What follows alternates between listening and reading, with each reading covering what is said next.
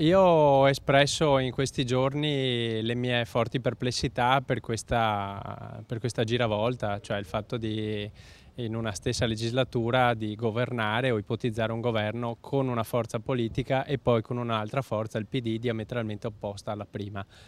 Credo che sarebbe stato necessario, come molti stavano chiedendo, tra cui Di Battista, io sono sulla stessa sua posizione, il fatto di tornare al governo. Prima una legge elettorale per disinnescare Salvini, un proporzionale puro, e poi tornare al governo spiegando di chi era la responsabilità della caduta stessa del governo. Il PD comunque che c'è in Parlamento è il PD di Renzi e della Boschi, che abbiamo insultato fino a ieri. Non le manda a dire il consigliere comunale pentastellato Davide Scano, in disaccordo con l'alleanza PD 5 Stelle al governo, e soprattutto non vuole prendere in considerazione che possa accadere la stessa cosa a livello locale. Ho già messo le mani avanti, nel senso che non voglio avere niente a che fare col PD e non mi sento proprio nella possibilità di mettermi a dialogare. Cioè, a mio avviso devono stare a mollo come le vongole in acqua salata per almeno 20 anni, quanti sono quelli che hanno governato male,